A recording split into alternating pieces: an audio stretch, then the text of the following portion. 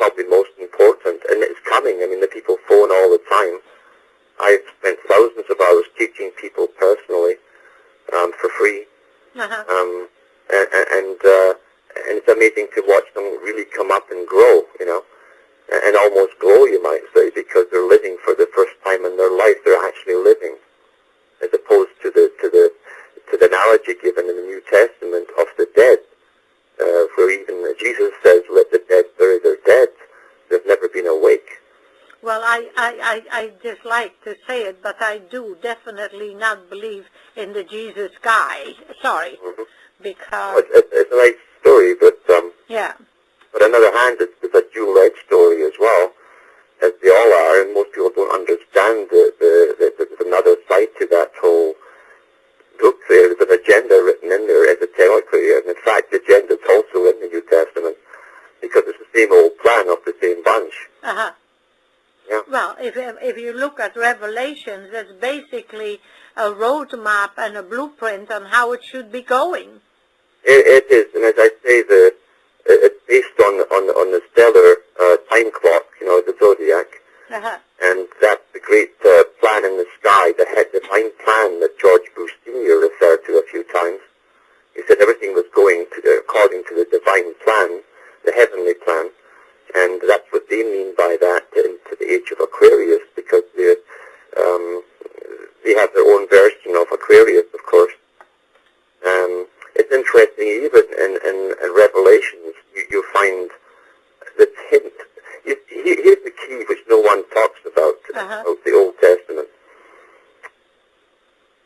In the esoteric language, they use a form of logic that most people don't use. Probably naturally based people could use it, but we're trained to be linear thinkers, and we hear it formed in almost a mathematical sequence. Once that's imprinted, we can't see beyond that. They give you their ending by giving you a beginning. The beginning of the story, the allegories within Eden, etc., and the deity creating an Adam in his perfect image, created he them, basically. The hermaphrodite. Adam was the first hermaphrodite. That's what they're saying, after the deity himself. And from Adam was separated Eve. The fall was the separation, really. And since God made Adam in the perfect sameness, it meant, and it's in the Talmud, of course, it tells you more explicitly, the deity is both male and female, and Adam is made in the same perfect image, both being male and female. So they're telling you really what their agenda and goal was by giving you the story, because that's the end product. And through Masonry, which is a self-perfection course for low Masons, they think it's a self-help thing, a self-improvement thing. It also means a physical change as well, to perfection. And that's what they call becoming. They use many terms for it. And they plan through this process by using science and intellect, cunning and knowledge to rise higher than all the gods. That's the old Luciferian doctrine, you see. And so by using science and their own ingenuity, they will self-become gods. They will self-create themselves as gods. That's the agenda that they talk about. It's very high Freemasonry. The lower guys haven't a clue, about very much at all. But that's the agenda, self-becoming gods, with no help of any god, you see. Isn't that very sad for all those boys that are out there that want to have mamas even until they are 80? Yes, indeed. Yes. Wasn't it? Yeah. And yet this new hermaphrodite will be primarily neither male really nor female in a sense. And they want to eradicate the female altogether, the emotional part. You see, emotion to them is instability. That's why Mary, which is mater, mother, does not have spirit according to them. Yeah. That's the key to it. So Isis on the stela in Luxor says, I am Isis. All that was ever made was made from me. She's talking about the physical world.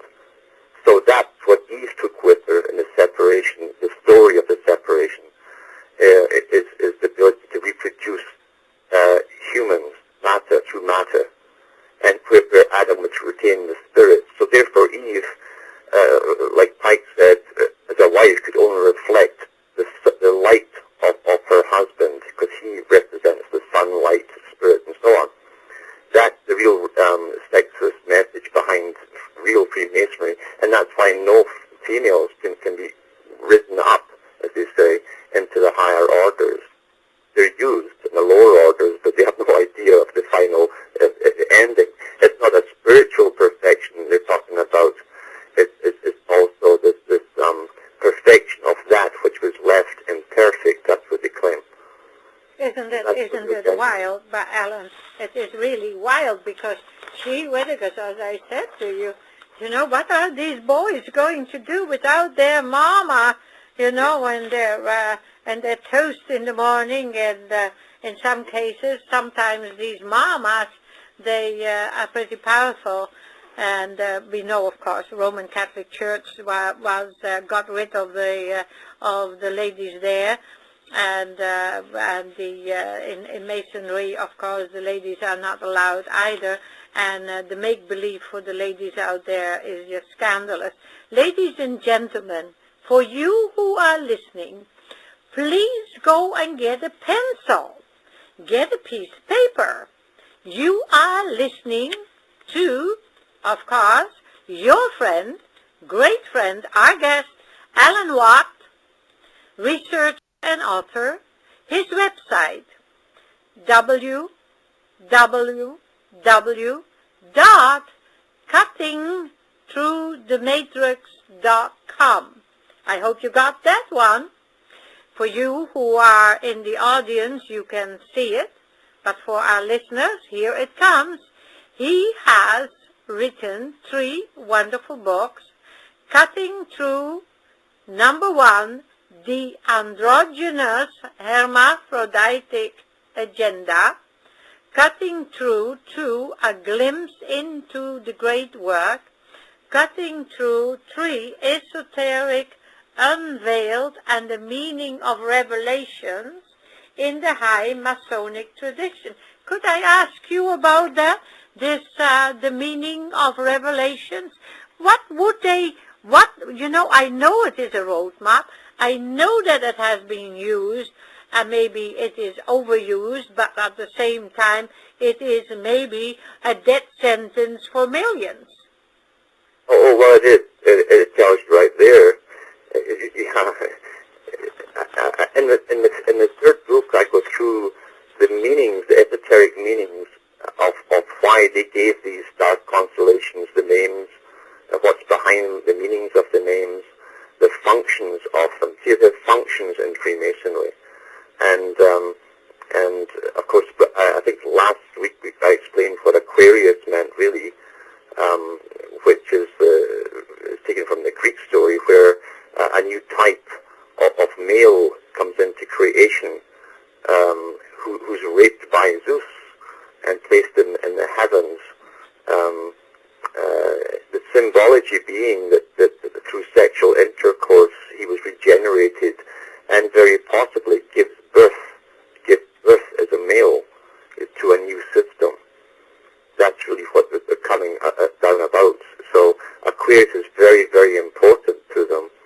That's why they wrote it, and I think the book of John, where Jesus goes out and tells them to find the guy with the colt carrying a pitcher of water. That's referring to the end of his reign, which would be the beginnings of Aquarius, the water bringer, you see. The water also is the pool of life. You might call it the gene pool. Uh-huh. Where it's poured out, you see, it's finished. The old gene pool is gone.